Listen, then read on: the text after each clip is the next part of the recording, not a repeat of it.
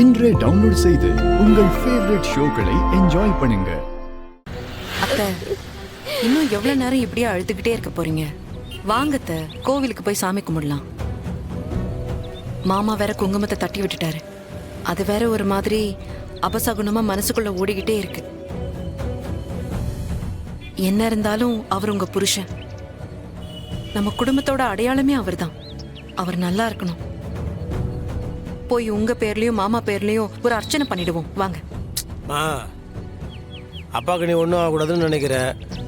புரியுது, அவருக்கு ஒன்றும் ஆகாது.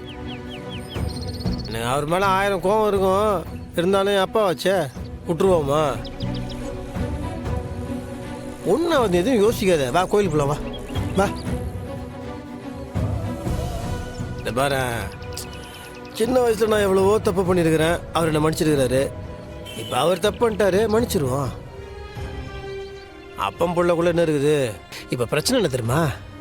அவர் எவ்வளோ கஷ்டப்பட்டு கட்சியில் ஒரு சாதாரண தொண்டனா சேர்ந்து அப்புறம் எம்எல்ஏ ஆகி அப்புறம் மந்திரியாக இருக்காரு.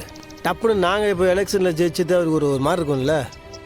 அந்த கோவத்தில் அவருக்கு பாவம் என்ன பண்ணுறாருன்னு தெரில.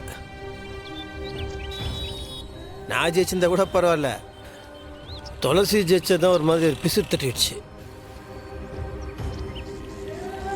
விடு, அதெல்லாம் சரியாயிடும். ஆனால் இது எல்லாத்துக்கும் மொத்த காரணம் மீனாட்சி அண்ணி தான். சீக்கிரமா அண்ணி யாருன்னு அவர் தெரிஞ்சுப்பாரு. நீ அழாத, சாமி கும்பிடலாம். வா வாங்க. ஆமா.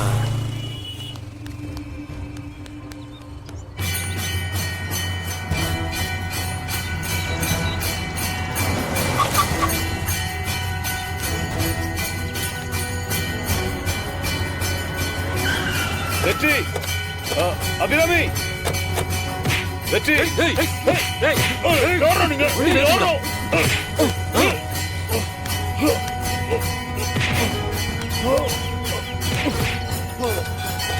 என்ன காதல் கை வச்சுட்டு இருக்கிற? காது வலிக்குதா? சரி சரி, பை பை பை.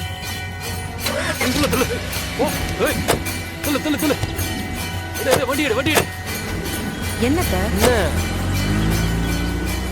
டேய் வெற்றி, உங்க அப்பா கூப்பிடுற மாதிரியே இருக்குடா. நீ முதல் மரியாதை பட்டவர் ராதா, அவர் சிவாஜி கணேசன் சார். அவர் ஏமா உன்னை கூப்பிட போறாரு? பாரு, நீ எப்ப பார்த்தாலும் அப்பா பத்தியே நினைச்சிட்டு இருக்கிற. ஆனா வெளியே மட்டும் கோவம் இருக்கிற மாதிரி நடிக்கிற. ஆனா அவருக்கு மட்டும் உன்னை பத்தி நினைப்பே கிடையாது.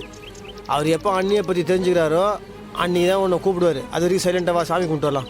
ஐயோ டேய், இல்லடா, உங்க அப்பா இங்கதான் எங்கேயோ பக்கத்துல இருக்காருடா. என் உள்ளுணர்வு சொல்லுதுடா, அவர் நம்மள தேடிக்கிட்டு இருக்காரு.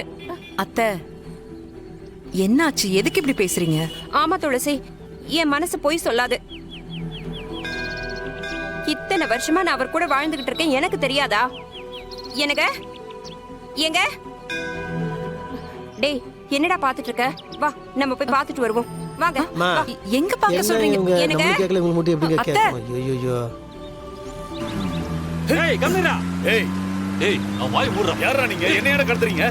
ஏய் விடுங்கடா. சொல்ற பேச்ச கேட்க மாட்டே நீ. அப்பாவும் கூப்பிடல, லொப்பாவும் கூப்பிடல. வா, சாமி கும்பிடலாம். வா அத்தை, கவலைப்படாம வாங்க.